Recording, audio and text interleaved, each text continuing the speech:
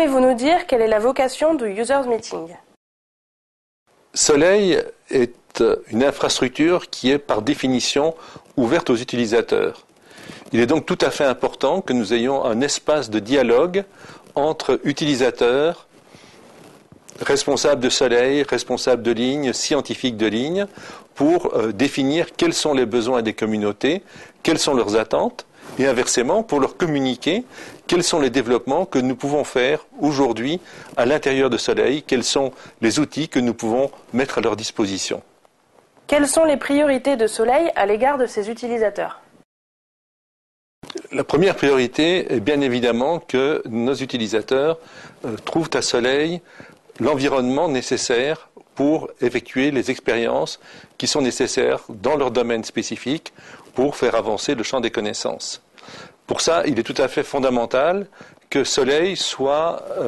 une installation qui soit vraiment à la pointe de la technologie, vraiment état de l'art, où ils puissent donc trouver non seulement ce qu'ils connaissent déjà, mais qui viennent aussi découvrir de nouveaux développements, de nouveaux outils qui vont leur permettre d'aller plus loin dans leur recherche.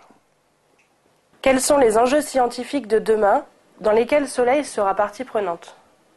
Alors, la question est très vaste parce que à peu près tous les domaines scientifiques sont concernés par l'utilisation du rayonnement synchrotron. Alors, il y a des choses qui se développent qui sont peut-être plus originales au jour d'aujourd'hui, qui sont plus à la pointe de ce qu'on peut faire.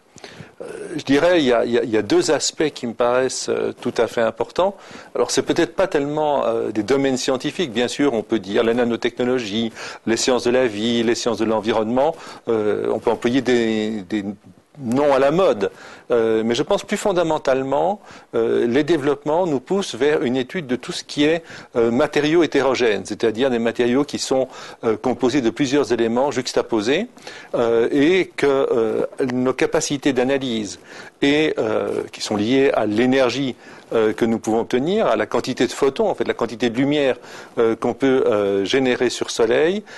permet de faire une analyse extrêmement fine, vraiment dans le détail le plus infime des échantillons qui nous sont proposés. Et donc avec ça, grâce aux faisceaux extrêmement fins que nous pouvons déjà produire, on descend pour le moment à un faisceau qui est de l'ordre du micron, et que nous allons produire, on envisage de descendre à quelques dizaines de nanomètres, soit 50 fois plus petit encore.